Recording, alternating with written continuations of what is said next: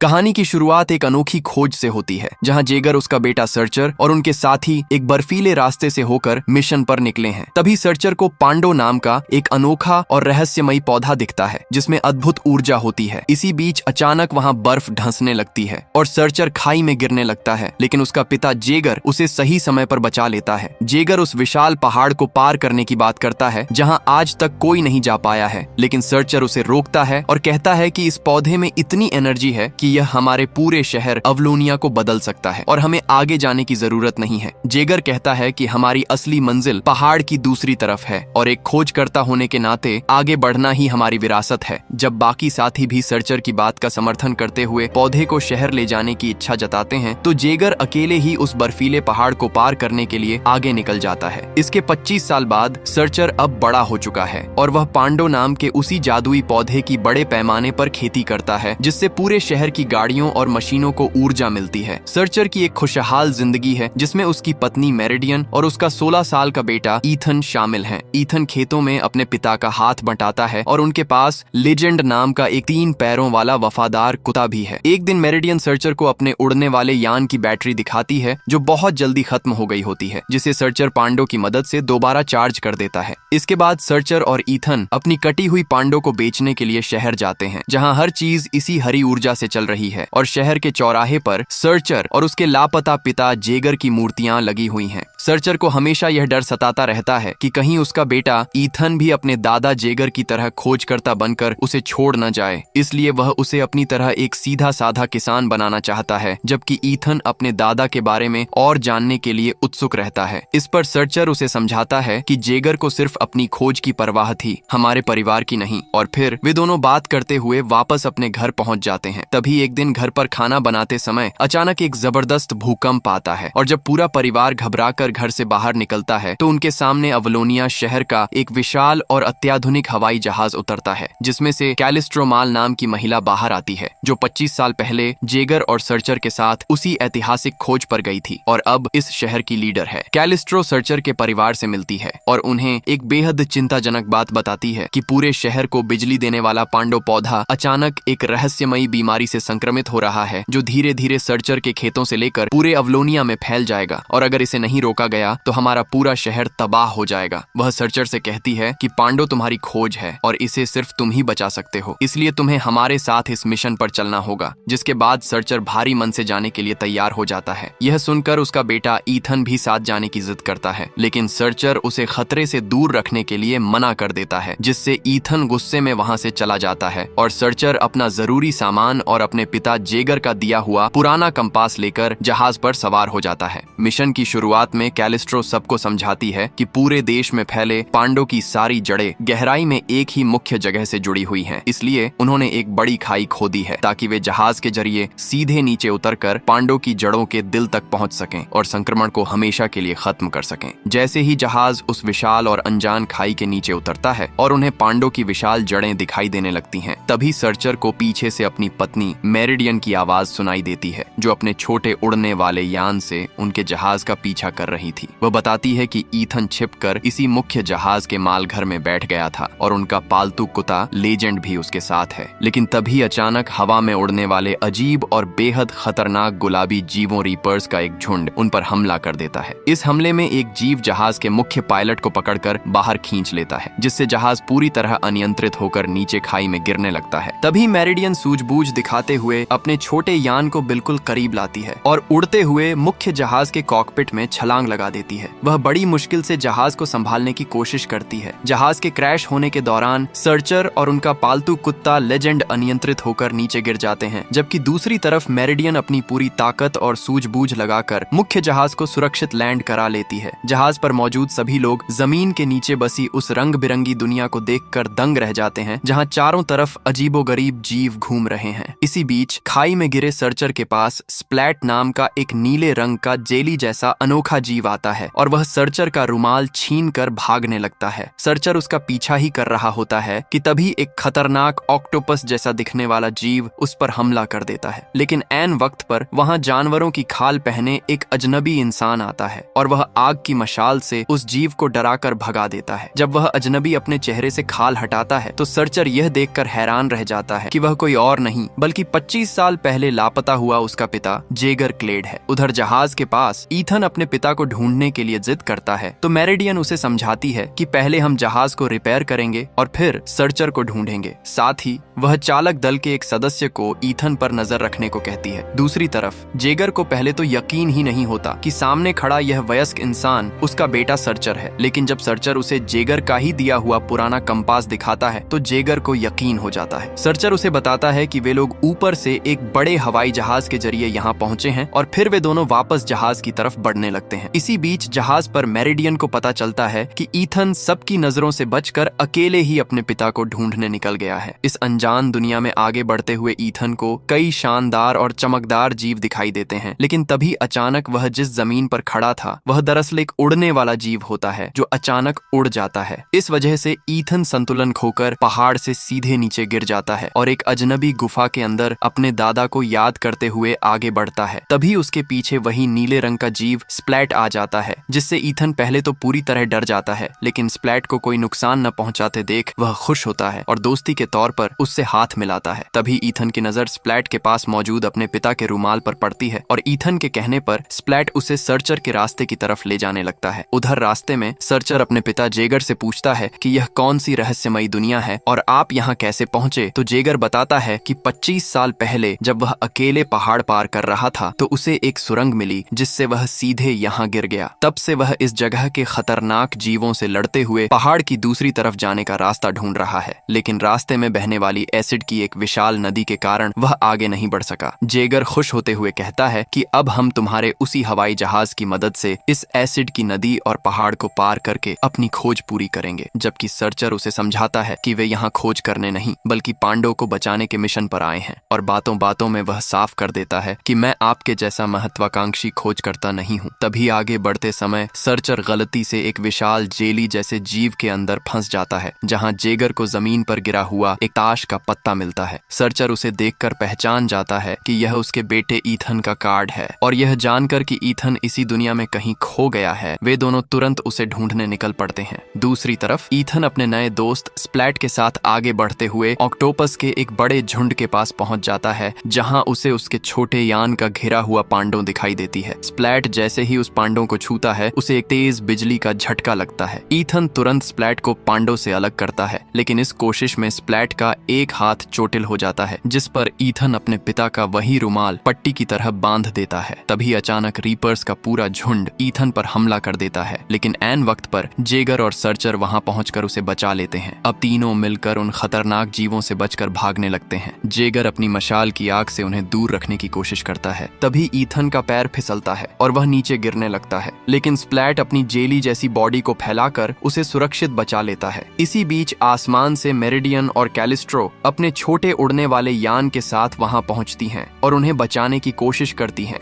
लेकिन रीपर्स उन्हें दोनों तरफ से घेर लेते हैं। तब ईथन अपनी सूझबूझ का इस्तेमाल करते हुए यान में रखी पांडव की बैटरी से उन जीवों को बिजली के तेज झटके देता है, जिससे रास्ता साफ हो जाता है और वे सब सुरक्षित रूप से अपने मुख्य बड़े जहाज के पास पहुंच जाते हैं। मेरिडियन तुरंत जहाज को उड़ाती है और कैलिस्ट्रो के नक्शे के अनुसार पांडव की जड़ों का पीछा करते हुए उसके मुख्य केंद्र दिल की तरफ बढ़ने लगती है, जहां रास्ते में उन्हें और भी अद्भुत और शानदार नजारे दिखाई देते हैं। जहाज के अंदर जेगर अपने पोते ईथन के पास जाता है और उससे उसकी पसंद नापसंद के बारे में पूछते हुए बॉन्डिंग बनाने की कोशिश करता है। वह ईथन को अपना हथियार फ्लेम थ्रोवर चलाना भी सिखाता है। ये देखकर सर्चर को फिर से वही डर सताने लगता है कि जेगर उसके बेटे को भी अपनी तरह एक जुनूनी खोजकर्ता बना देगा, और इसी बात को लेकर सर्चर और जेगर के बीच बहस होने लगती है। माहौल को शांत करने के लिए ईथन उन दोनों को अपना पसंदीदा प्राइमल आउटपोस्ट नाम का बोर्ड गेम खेलने के लिए राजी करता है। तीनों मिलकर गेम खेलने बैठते हैं, लेकिन खेल के दौरान भी सर्चर और जेगर अपनी अपनी पुरानी आदतों और मतभेदों को लेकर आपस में उलझ पड़ते हैं, जिससे तंग आकर और पागल होकर ईथन वहां से उठकर जहाज के डेक पर चला जाता है। तभी अचानक जहाज के सामने एसिड की एक विशाल नदी आ जाती है, जिसे पार करना बेहद मुश्किल और खतरनाक होता है। तभी स्प्लैट वहां उड़ने वाले जीवों से अपनी अजीब भाषा में बात करता है और उनसे जहाज को एसिड की नदी के पार ले जाने में मदद मांगता है। वे जीव जहाज के नीचे बचाकर उसे अपने ऊपर आराम से संभालते हैं और उड़ाते हुए सुरक्षित रूप से नदी के पार पहुंचा देते हैं। जैसे ही वे इस मुसीबत से बाहर निकलते हैं, तभी अचानक ऑक्टोपस का एक बड़ा झुंड फिर से जहाज पर धावा बोल देता है। जेगर अपनी फ्लेमथ्रोवर गन की आग से उनसे मुकाबला करने लगता है और कैलिस्ट्रो भी हथियार उठाकर उसकी मदद करती है। तभी सर्चर भी वहां पांडो लेकर आ जाता है और दोनों बाप बेटा मिलकर बहादुरी से उन जीवों पर पांडो से हमला करते हैं, जिससे जल्द ही सारे रीपर्स जहाज से नीचे गिर जाते हैं। इस लड़ाई के बाद जेगर सर्चर से पूछता है कि तुम एक खोजकर्ता के बजाय किसान ही क्यों बने? तो सर्चर जवाब देता है कि मुझे आपकी परछाई से दूर रहकर खुद की पहचान बनानी थी। इस पर जेगर भावुक होकर अपनी गलती मानता है कि उसने हमेशा अपने परिवार से ज्यादा अपनी खोज को समय दिया और उसे अकेले छोड़ दिया। तभी जहाज पांडो की जड़ों के और भी घने और मुख्य रास्ते पर पहुंच जाता है, जहां उन्हें लगता है कि बहुत सारे अजीबोगरीब जीव उन पर हमला करने आ रहे हैं। लेकिन वे जीव जहाज को छोड़कर सीधे पांडो की जड़ों पर हमला करने लगते हैं। ये देखकर पूरी टीम को लगता है